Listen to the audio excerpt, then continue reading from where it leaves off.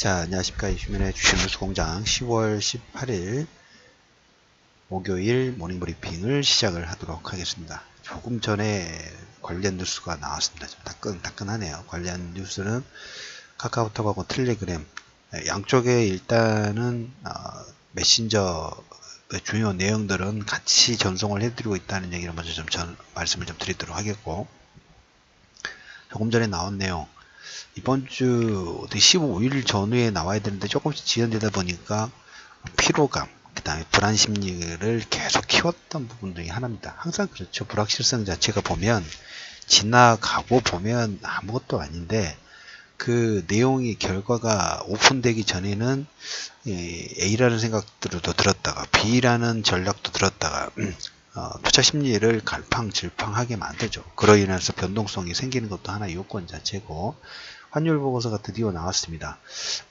다양한 의미 부분들을 또 가지고 있을 수 있을 것 같아요.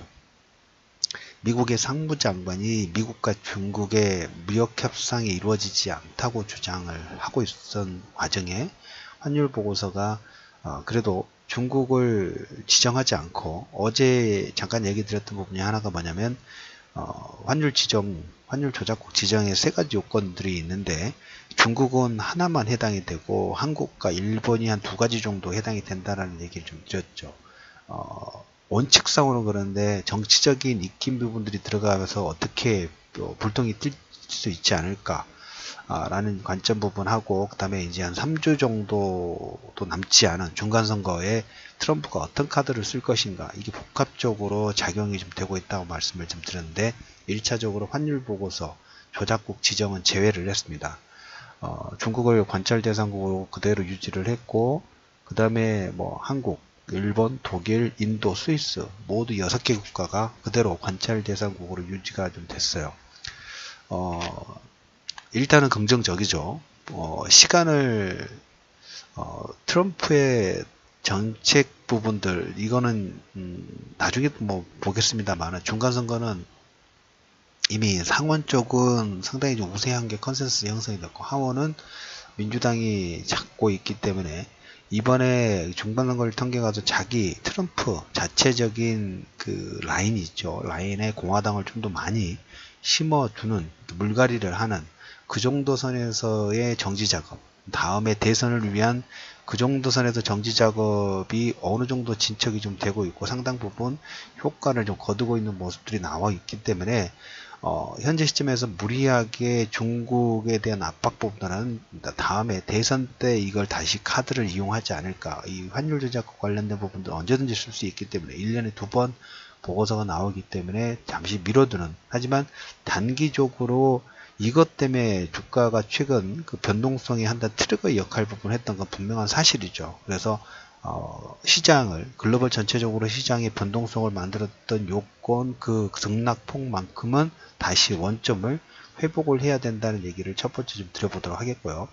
두 번째로 오늘 전일 다우지수의 변동성, 뭐 주택지표, 그 다음에 IBM 같은 경우에 부진한 실적, 근데 뭐 시장 내에 FOMC 의사록과 그 다음에 그 환율 보고서의 불확실성으로 소폭 약세가 나왔습니다. 최근 상승에 대한 차익 매물 정도의 선상으로 보시면 될 것 같아요. 여기서 이제 FOMC 의사록에서 세 가지 포인트 부분들이 있는데, 주요 내용은 뭐 강달러가 저성장이라는 인플레 유발의 하나의 요건 될 수 있다, 위험 요인이 될 수 있다 라는 주장과, 그 다음에 무역 분쟁이 성장과 인플레의 불확실성을 요인을 제공한다. 이건 당연하죠.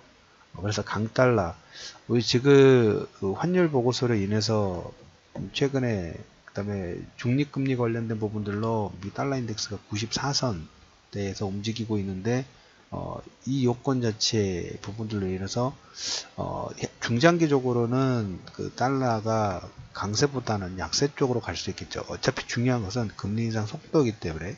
그리고 마지막에 FOMC 의사록이 다우지수에 영향을 끼쳤던 문제는 중립금리에 대한 표현 부분들이 나오면서 소폭 하락 부분들이 나왔어요. 이로 인해서 달러 인덱스가 94선에서 95선으로 반등을 시키는 하나의 요건 자체가 좀 되고 있는데, 자, FOMC 의사록에도 중립금리, 지난번에 파월 연준 의장의 중립금리 표현과 비슷하죠. 시장에서는 중립금리라는 표현 자체가 들어가다 보니까 최근 받았던 그 트라우마 그 연장선에서 지수의 하락 부분 만들었던 요건 자체가 됐고, 하지만 여러분들도 말씀을 드렸지만 중립금리라는 의미 부분들을 너무 확대 해석할 필요는 없다. 지금 우리가 보이는 것 자체가 금리 인상 속도가 빨라질까라는, 어떻게 보면 올해 내내 이거 가지고 그 시장에 투자 심리 부분들을 약화시켰던 요건이기 때문에 거기에 반응을 계속 할 수밖에 없어요.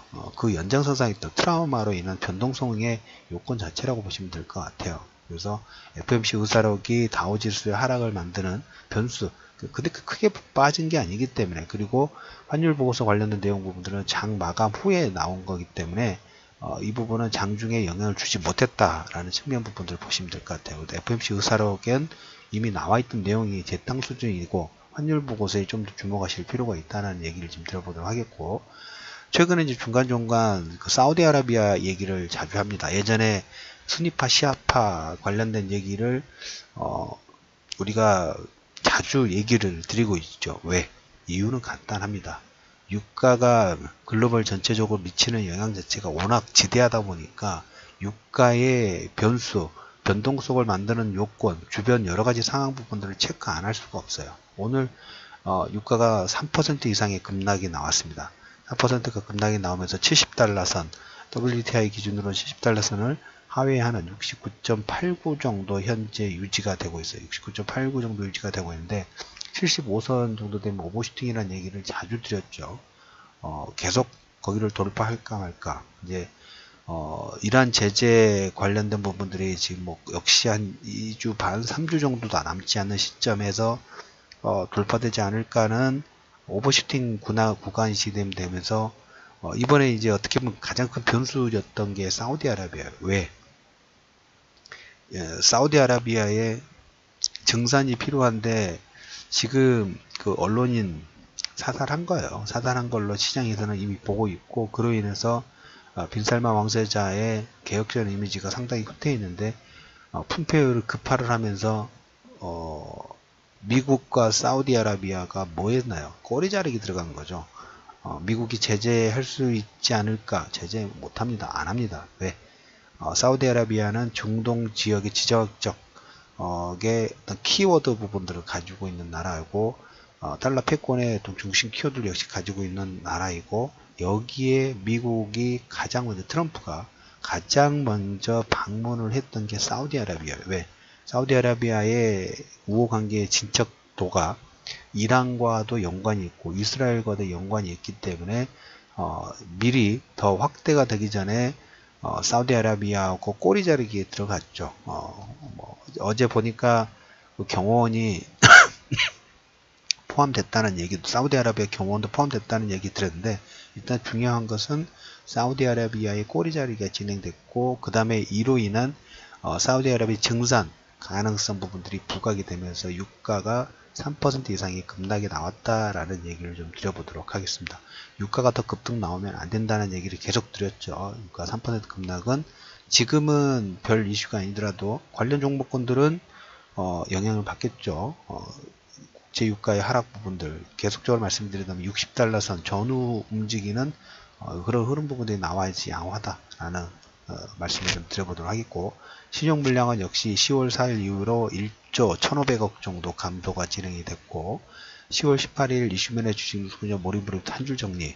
장중에 다우지수는 FOMC 의사록으로 인해서 변수가 나왔습니다만은, 그 중에 이번 주에 가장 큰 지난주 후반부터 불확실성을 요건 중에 하나였던 환율 보고서는 환율 조작국 지정 제외 관찰 대상국 유지로 결론이 나왔다는 얘기를 드리면서, 그에 따라서 환율 보고서로 인한 변동성이 나왔던 만큼 다시 회복 수준으로 진행될 가능성 부분도 열어두실 필요가 있다는 얘기를 드리면서 10월 18일 이슈면의 주식 뉴스 공장 머리 브리핑을 마무리하도록 하겠습니다.